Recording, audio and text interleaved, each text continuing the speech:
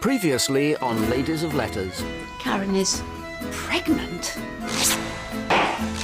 I've had to stop and have something stiff. Thank heavens for Howard. Thank heavens I've got one child I can be proud of. Karen confided in me about Howard. I must admit, I had started to wonder. Mine? And I think you are marvellous just to accept it so naturally. The way he is. Good luck with the sit-in.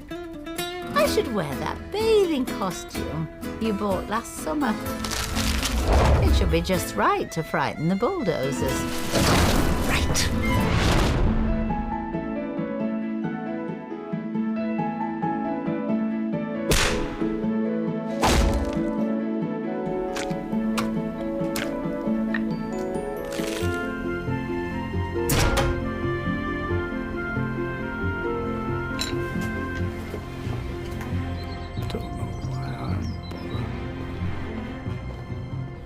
The green heather green.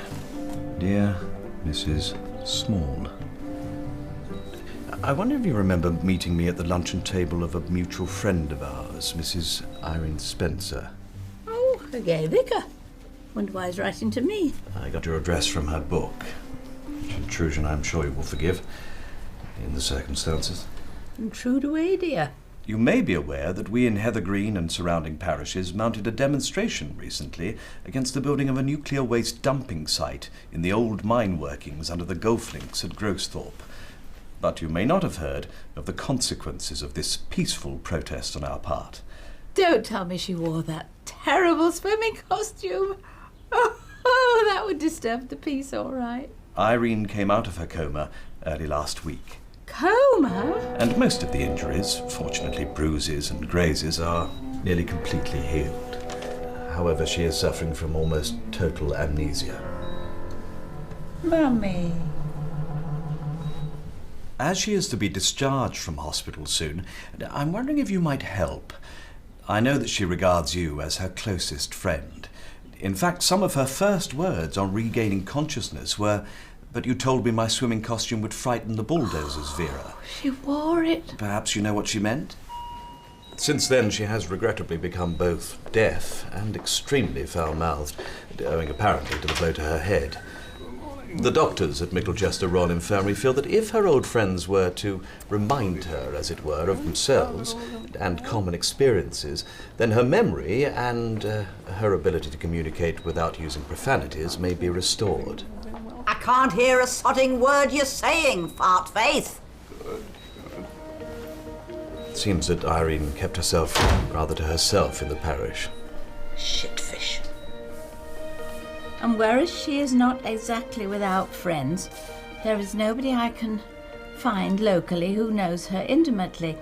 I do hope you may be able to help, as I am soon to move parish, and it would be a comfort to know that a good friend was taking responsibility for her recovery. God bless and keep you. Yours, Bruce, the Reverend Bruce Bradshaw. P.S.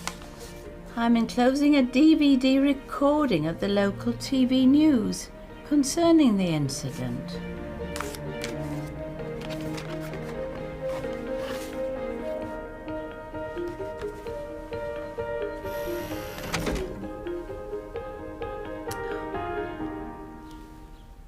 Not in my backyard hooligans dressed in green went on the rampage today when they stormed onto the 18th tee at Grosthorpe Golf Club to demonstrate against the building of a much-needed dumping site for spent fuel rods. During the action, an allegedly sex-mad granny, aged 83 as yet unknown, wearing only a day-glow bathing costume and Wellington boots, attacked a bulldozer driven by Mr. Bogeymill Kukowski, who is now being treated for shock at Micklechester Royal. Allegations by the revolting rabble that the aging beauty queen had been trying to warn Mr. Kukowski of a small child in his path have proved groundless. At the moment, she is suffering from psychosomatic unconsciousness, which is all in her head, and which, in my experience, is a sure sign of the psychopathic mind unable to come to terms with their own guilt after an act of violence. Oh, I say, who'd have thought it? She didn't look a day over 79.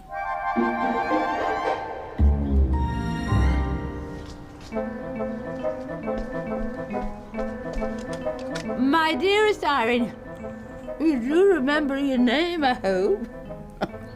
Oh, I'm so sorry to hear about your amnesiastical plight. It's one thing having the odd lapse. I frequently forgot who my husband Gerald was when I introduced him. But it's quite another living in a total void. Oh.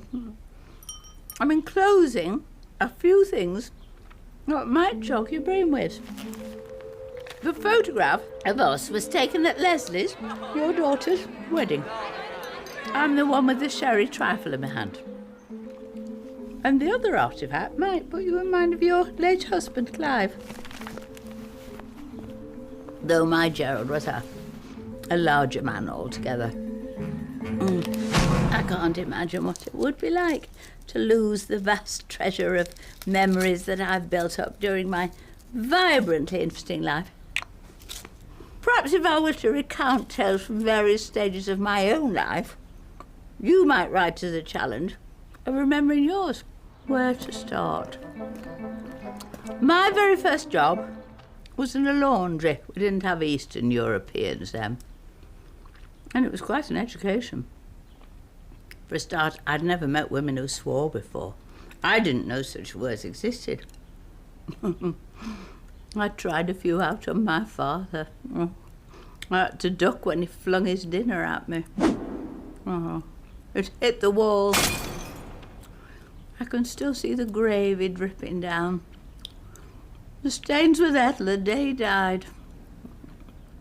Funny, the things you remember, isn't it? Well, my dear, that's enough for now. I don't want to tire you. Write as soon as you remember how to hold a pen. And meanwhile, here's a couple of teasers for you. Caribbean holidays. Karen's baby. All the very best for a swift recovery. Love, Vera Small. Dear Mrs. Small, thank you for your kind letter, which the hospital forwarded on to me today. I must warn you that I have been struck with a swearing affliction since my accident. So far, it has only affected my speech and not my written word, which I hope continues to be true, because I should hate to cause offence, especially after your sympathetic overtures.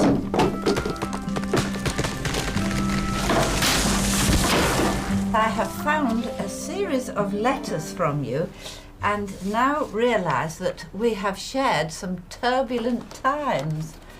From the last letter you wrote me before my accident, it seems like you were very upset with me, and, well, I can only apologise and assure you that, as far as I'm concerned, the hatchet is totally buried. Sadly, along with most of my other memories. Now, I do know now that I had a husband whose name was Clive. I have that on irrefutable evidence, namely a wedding photograph. He looks a self-satisfied bugger. Yes, also, I seem to have a daughter whose name is Leslie, and she phoned me up in the middle of the night from the Antipodes to tell me she despises me. I know it's a terrible thing for a mother to say, but she has a shrill edge to her voice, and she seems to think that I'm to blame for every bad thing that's ever happened to her. Oh, bugger off! Then there is Bruce, who is a vicar who's been taking care of me. He's very nice, if a bit light on his feet. And thank you. He's asked Leslie, as he did you, to refresh my memory about certain incidents in the past. Frankly, if I've been half as wicked as she makes out, it's a wonder I'm not electronically tagged. Apparently, she moved to Australia so that she wouldn't have to see me. But on the strength of her nocturnal ramblings, all I can say is Australia's not far away enough. I see from the newspapers that I used to be sex mad, but I can't say I've had any stirrings recently. My solicitor says if they're not back in a couple of weeks, my stirrings that is, then I should sue for loss of libido. Whatever that is. Seemingly I'm in enough trouble already without aggravating the police. I'm to be charged with obstructing United Kingdom's Nuclear Power Limited in the pursuit of their duties and willful damage to a bulldozer. Oh, seems very far-fetched to me. I never buy the things anyway. Only get it for the Sadaka. I loved the reminiscences in your last letter about your first job. And thank you for the cryptic brain teasers. I think I got the first one. Caribbean holidays. Suppose we might have been going to take a trip. But the second one was much harder. Karen's baby. Anyway, I think I got to the bottom of it. It was a film about a woman who everybody was delighted when she got pregnant, but then when she gave birth to it, it was the devil. Am I warm? I hope you write to me again, because everybody around here seems very embarrassed that I don't know them, but you're not like that. You seem like fun. Can I call you Vera in my next? Kind regards, Irene.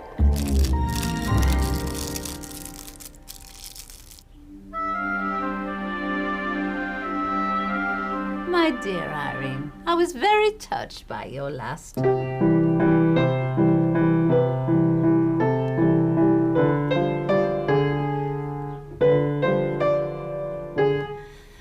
course you can call me Vera. I used to be known to my intimates at the laundry as V. All the girls at Steaming Smalls had nicknames.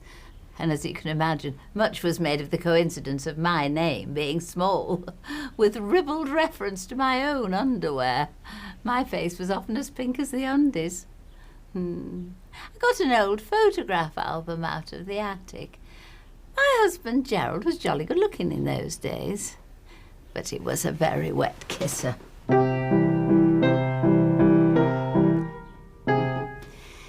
Which brings me to your point about sex drive. Well, I never knew I had one until Gerald died. But looking at those pictures, I felt a most peculiar tingling. I hope you don't mind me getting personal, but it might provide useful ammunition for your solicitor. It was something like a hot flush, but pleasanter. I got a graphic introduction to sex from a girl called Greta at work when I was sent on an errand to the boiler room. Oh, there she was in a cloud of steam with Bob Biggin going at it like a road drill. Well, of course, he was a power tool operator. Yours, very affectionately, Vera. Dear Vera, thank you for another lovely letter. Now, when you said you used to be known as V, it struck a big chord with me. Was your maiden name Day? Because I can remember my parents talking very fondly about a V.E. Day. Could that have been you? Oh, giddy aunt. She's worse than I thought. My recovery continues apace. As you know, I lost my hearing after a bang from a bulldozer, but it came back before I left the hospital.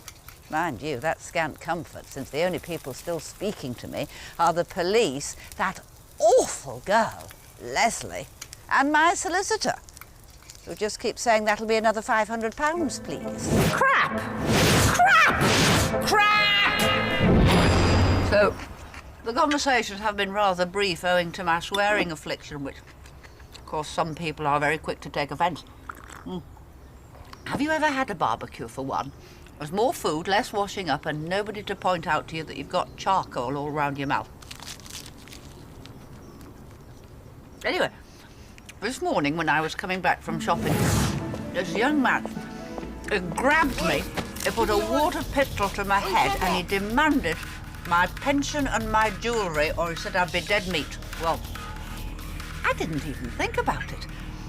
I simply elbowed him in the solar plexus, stamped on his instep and said to him, "Stealing from defenceless old fecking ladies will shrink your knackers and make your dick drop off."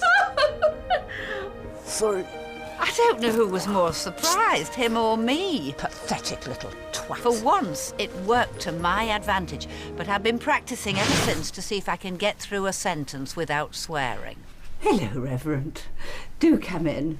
You are looking well, and how is your lovely bumhole? Shit! Turd! Wife? Irene. Hello, Reverend. How is your wank? Still, notwithstanding that disappointment, I continue to feel curiously contented. Maybe I should have had a blow to the head years ago. I just feel unconstrained, as if I'd finally managed to make it into the ladies' lavatory and taken off a crippling corset.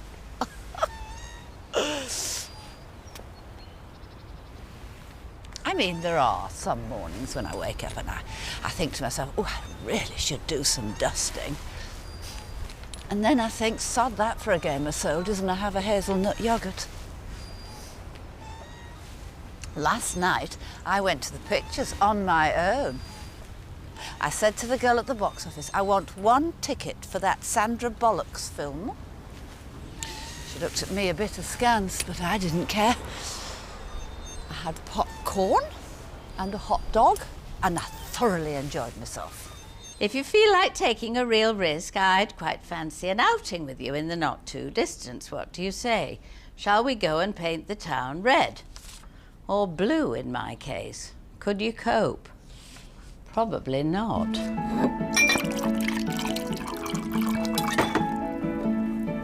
Must go, as there is a man at the door wanting to read the bastard meter. Oh dear. I don't think little Potterton's really ready for this.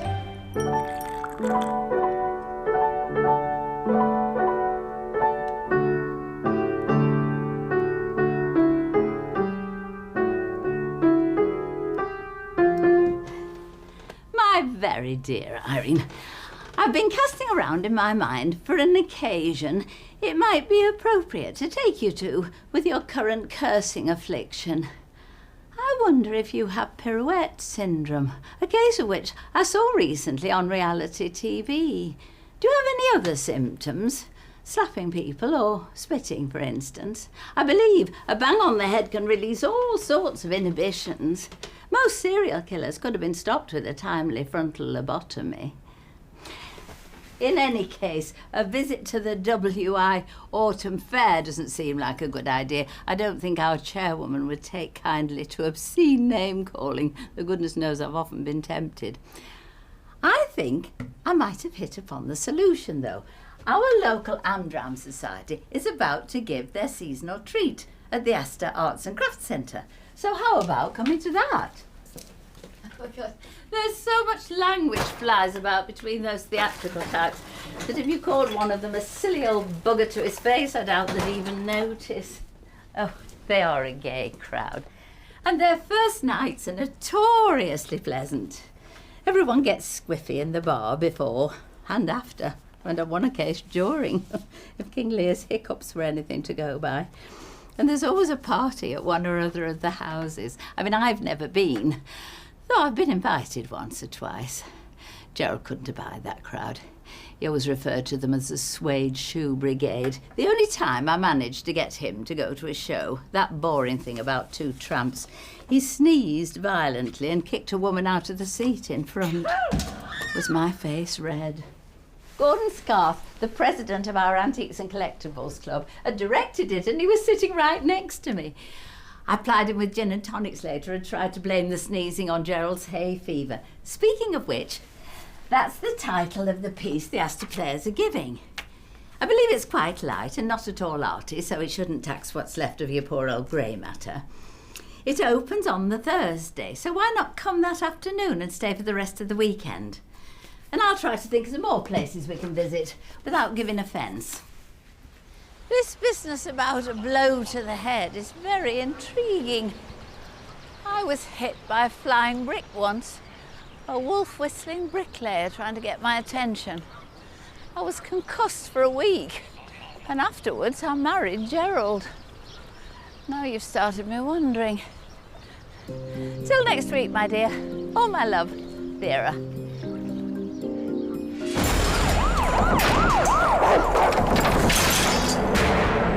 Cell 4, Grosthorpe Police Station. Dear Vera, as you can see from the above address, I am in dire straits and need your help.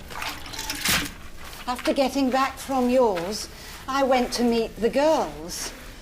Beryl Mannering, whom you met on Ladies' Night, Judith Brains and Marjorie Bostock, at Superdrug to take advantage of their credit crunch offers. You know, 3 for the price of 2 on everything. Just shows what profit they usually make.